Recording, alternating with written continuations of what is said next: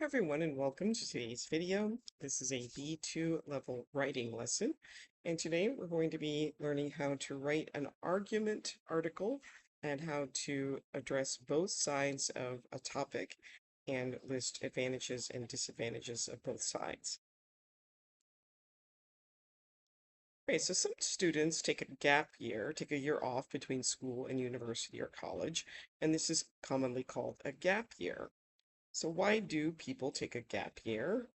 Some of the reasons here: they may want to travel, they may want to volunteer, they may want to work and earn money for school. So now we're going to read about Mason and Hazel and then answer the questions. You can pause the video and read on your own, or you can follow along as I read. Mason says, I'm taking a year off before starting university to save money and get work experience. I want to save enough money to make my life at university easier. I'm trying to find a basic job in an architectural firm because I plan to study architecture. Hazel says, my gap year started 2 months ago. I'm currently traveling through India, meeting new people, and discovering new places. This year, I hope to learn a lot more about the world so that I'll be more mature when I start university in 9 months. So, would you or did you take a gap year? And what did you do if you took a gap year, or what would you do? And you can put your answers in the comments. So, is it a good idea? I'm going to read the introduction of an article about taking a gap year and then answer the questions. Here, first, we have some vocabulary words. If you defer an action, you put it off to a later time. Virtually means almost or nearly, and universally is something that's done by everyone. Is it a good idea to take a gap year? In some countries, taking a year off between high school and university is a popular option for many students. In other countries, this practice is virtually unheard of. In the UK, students who decide to defer university entrance by 12 months are almost universally positive about the experience. So, do you know someone who is taking a gap year? And this is an introduction to the body of the article. Does this paragraph describe an issue, or does it provide a point of view?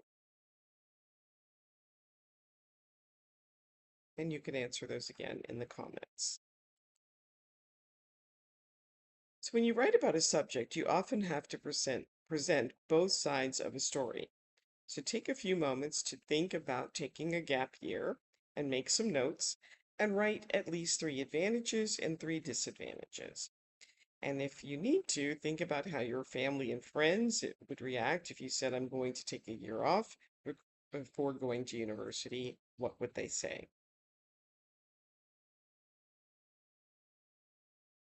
Now we're going to read the next part of the article and answer the questions. Again, we have some vocabulary here.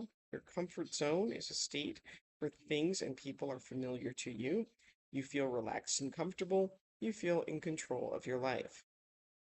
One of the advantages of taking a gap year is that it gives students a chance to think about their future. Few teenagers have a clear idea about their career path, and having the opportunity to take a break, travel, and perhaps gain some work experience can really help students clarify their objectives. In addition, many students choose to travel abroad, and this forces them to step out of their comfort zone, which offers opportunities for personal growth.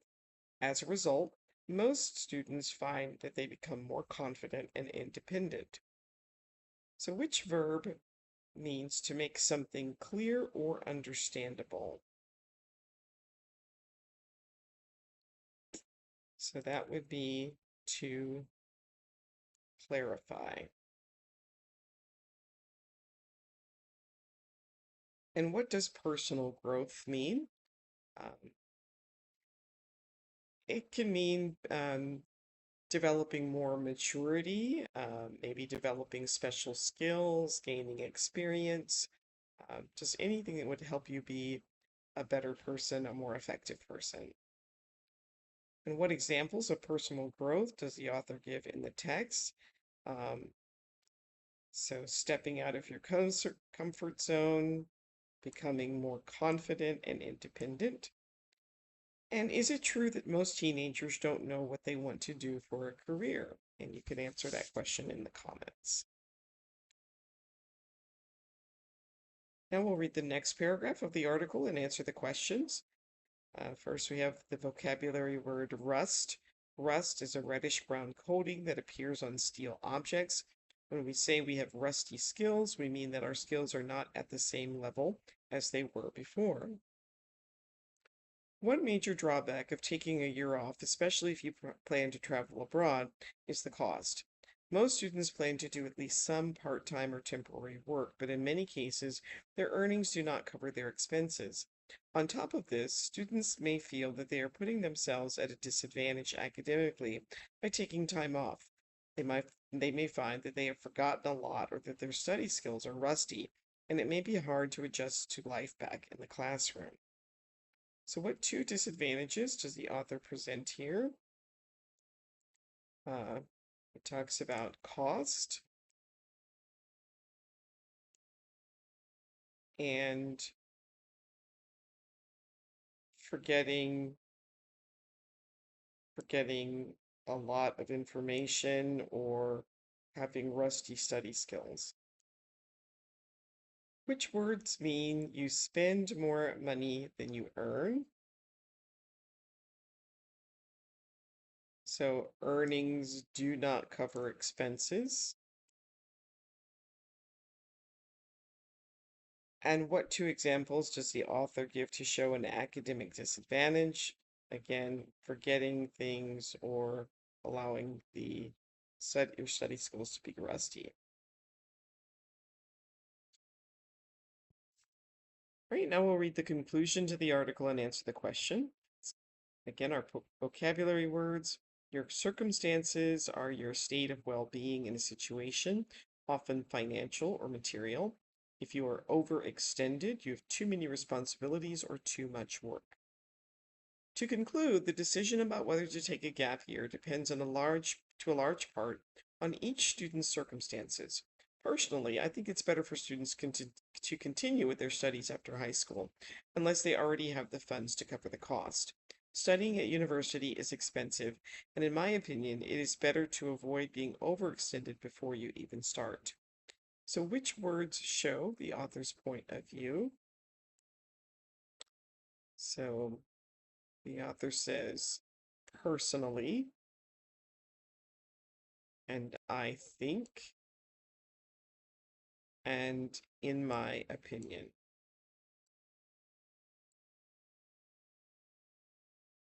In particular, what do you think circumstances means in this text? It could be the student's financial position, their academic skills, were they a strong student in high school? Uh, were they would they have areas of weakness? Do they have um, support from their family, either financially or emotionally? And what other words could you use instead of circumstances? Maybe their depends on each student's life experiences, their skills, their position. So those might be some other alternatives to circumstances. All right, now we're going to look at the structure of the article that shows how you argue for or against an idea. So the introduction states the issue, and the author might give a personal view. In the first body paragraph, the author provides an argument for taking a gap year, so they give the advantage.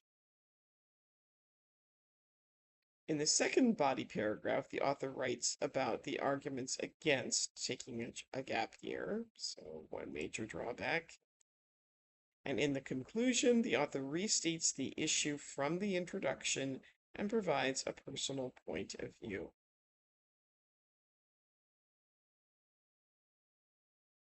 Now look at all the linking words and expressions in bold, and what do they tell the reader? You can pause the video and make some notes, and then restart when you're ready to check your answers.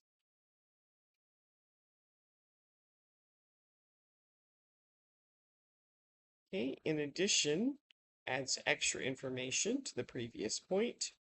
As a result, draws attention to the results of previous points.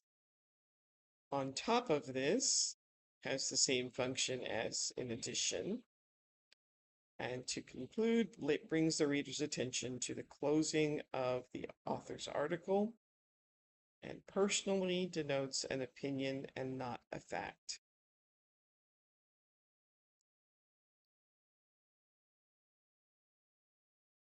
Now, some subjects are hot topics and some subjects provoke very strong opinions. Is sugar the new tobacco? What do you think? For decades, tobacco companies lied to people regarding the health effects of smoking. Now, is the sugar industry telling us the same lies? So we'll take a look at these points, and you can, if you'd like to give some feedback in the comments, you can comment on what you think about each of these. How dangerous is smoking, and what are the problems? Many countries are suffering an obesity epidemic. Is sugar the problem? Our consumption of sugar has increased dramatically in the last 50 years. Is this a problem? Do food companies have a responsibility to tell us how much sugar is in a food product? Can we ever trust companies to tell us the truth? And do governments need to take action to prevent us from eating more sugar? So now we'll read the first part of the article and then answer the questions. Again, we'll start with the vocabulary. If you make something public, you announce it. When we are constantly bombarded with something, we see or hear it again and again. So one argument in support of this statement is the fact that both tobacco and sugar are extremely harmful to our health. These days, it is common knowledge that smoking causes cancer, heart disease, and diabetes. Eating too much sugar can lead to obesity, which in turn increases the risk of numerous health problems. Another similarity is the addictive nature of both sugar and tobacco. In the 1960s, the dangers of smoking tobacco were made public, and yet many people continued to smoke. Today, we are constantly bombarded with warnings about the effects of eating too much sugar, and yet obesity levels continue to rise. So, does the author present information that is for or against the statement?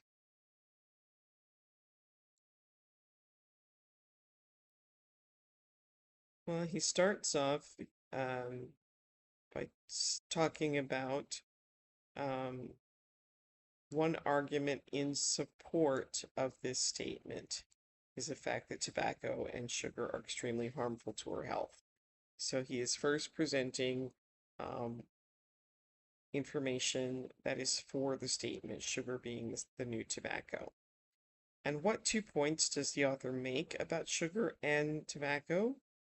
Well, that they're both extremely harmful to our health,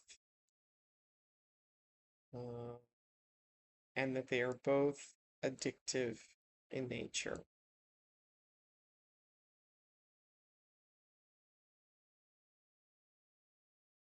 So in this paragraph, the author shows ways in which tobacco and sugar are different. You'd be looking for, does he present facts or opinions? Our vocabulary for this section, detrimental means causing harm. A moderate amount is an average amount. Prevalent is everything within a certain area. And so-called, it's used to show that a name or term is not appropriate. One key difference between the two products is that smoking, even one cigarette, is detrimental to your health, whereas maintaining a moderate sugar intake is unlikely to have a negative impact. In this way, tobacco is more dangerous to people's health. In addition, it is clearly up to an individual person whether he or she decides to smoke or not. However, these days, sugar is so prevalent in our everyday food that it's becoming harder and harder to avoid. Even so-called healthy options often have a high sugar content.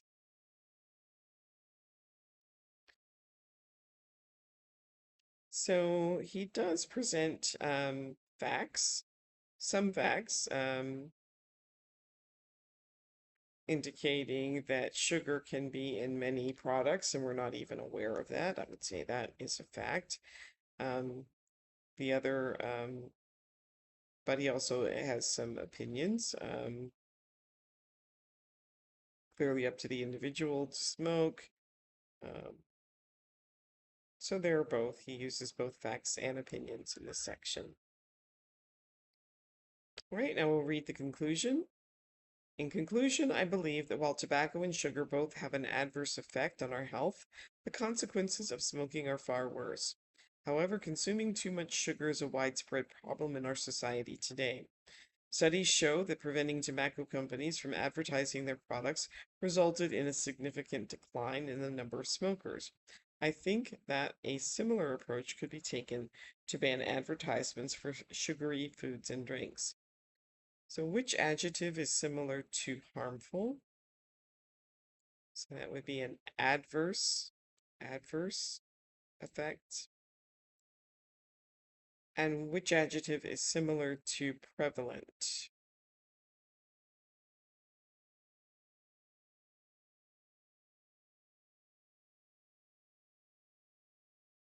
Would be widespread. And do you agree with the author as far as what he's saying in this conclusion about banning sugary foods and drinks? Do you agree with that as a solution? So you're going to write an article about the topic, are we as healthy as our parents? So we're going to brainstorm the topic and make some notes. Uh, so on the one side, yes, we are as healthy as our parents. We have improved healthcare, better and wider choices of food, deeper understanding of nutrition, and we smoke less. On the no, we aren't as healthy as our parents. Some of the arguments might be that we exercise less, we eat the wrong foods, we live a sedentary life, and we don't take responsibility for our health. All right, so you're going to prepare an outline and then write the introduction and state the problem in your own words. So write a sentence to introduce your first argument to support the issue. What examples can you provide to support your argument? Write a sentence to introduce your first argument for or against the issue. What examples can you provide to support your argument? And here's some helpful words and phrases that you can use. One argument in support of this statement is, another similarity is, one difference is, in addition, in conclusion, in my opinion. And now take the time to write your first draft carefully. Write an introduction that states the issue and possibly your point of view. Write a paragraph that introduces a key idea that agrees with the issue. Include a specific example. In the following paragraph, introduce a key idea that disagrees with the issue and include a specific example. And write a conclusion that summarizes the key points and gives your point of view. When you finish, you can post your writing in the comments, and hopefully we can start generating some discussions, some feedback. And then if you would like, you can rewrite your article based on the feedback that you received. And that brings us to the end of today's video. Please like, subscribe, share, leave comments, and I will see you next time. Thanks for watching. Bye.